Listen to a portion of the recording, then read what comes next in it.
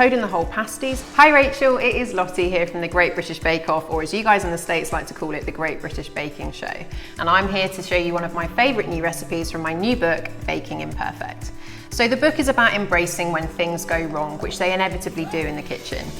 Toad in the hole pasties are a perfect example of one of these dishes. A very classic British dish which involves sausages in a batter with some gravy. It is going to be messy. Don't worry about the mess, enjoy the process, and let's get started. To cook the sausages, you want to preheat your oven to 425 fan. These are going to go in the oven for 30 minutes. So let's move on to our very rich onion gravy. You want to peel your red onions, slice them really thinly. You're going to put 2 tablespoons of unsalted butter and a decent pinch of salt. And we're going to let these cook down for about 10 minutes. We're going to use a teaspoon of fennel seeds in this recipe. They need to be crushed up, try and get rid of any of the big lumps till you have a fennel seed powder. And we're going to go in with this 1 teaspoon of soft light brown sugar, and you're going to let that cook down for 5 minutes before we add in any other flavourings. We have a teaspoon of dried sage, a teaspoon of mustard powder, and then your teaspoon of your crushed fennel powder in just a tablespoon of plain flour. Make sure that flour's cooked out. Half a cup of red wine, a cup of beef stock as well. Finish it with some salt and pepper, and then we're going to let it do its thing to reduce by 1/4. So this has started to reduce down. You can see that the majority of the liquid is gone. It's almost like a jam-like consistency. Set aside. People get very nervous of pastry. You can just buy it if it all feels a bit too much. But today I'm going to show you a super simple recipe to get things started. We're going to be using our good friend here, the food processor. We have 3 3/4 cups of all-purpose flour, a teaspoon of fine table salt, 4 sticks of unsalted butter. Make sure it's really cold, that's very important. And then we're going to blitz it and leave it running whilst dribbling in your ice cold water. You want to handle it as little as possible at this stage because the butter's already started to get a little bit warm. And then you're going to wrap it in plastic wrap and rest it in the fridge. This is the pastry that has been resting for an hour in the fridge, and then you're going to try and roll this as best you can. This is a bit of a workout.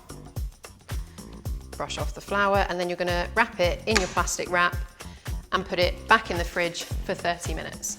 I think that in this recipe you can get away with doing this process 3 times in total. So 3 times of folding and 3 batches of 30-minute rest before it's ready to use. So we take our lovingly prepared pastry out of the fridge. This has now had 3 laminations and it is now ready to use. Turn over your plate and cut around that pastry. Pop those in the fridge to rest whilst we get our other fillings ready. So onto the mashed potato. What I've got here is just a couple of normal white potatoes. I've peeled them and I've chopped them into little cubes. It's going to go into a pan of salted but cold water. So a little tip for you when you're boiling any kind of root vegetables, anything that grows underground you should put into cold water, anything above the ground you should put in ready boiling water. Just boil those until you can put a knife into them and they feel soft and ready to mash. So I'm just putting that butter in there, just as much as you would like to get that kind of creamy mash. So I'm just going to quickly add in some salt and black pepper. Let's transfer this mashed potato to a piping bag, and that's ready to pipe.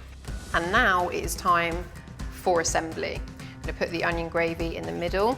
Then you're going to take one of your sausages. These are fat sausages. We're just going to pipe the mash on top of this sausage. 1 egg. A little gentle whisk of that. Take your pastry brush and paint it down one side. So you're going to bring that piece up and over and seal it in. Take a fork and press it like that to create a nice firm seal. Just to let some of the liquid escape and any steam, just put a couple of scores in the top like that, and that will hopefully stop it from bursting open in the oven. One final thing, make sure that each of them has a nice coating of egg wash. And you're going to bake these in the oven for about 30 to 35 minutes until golden brown. I am beyond excited to get stuck into these. Pasties were definitely made to be eaten with your hands. Very good.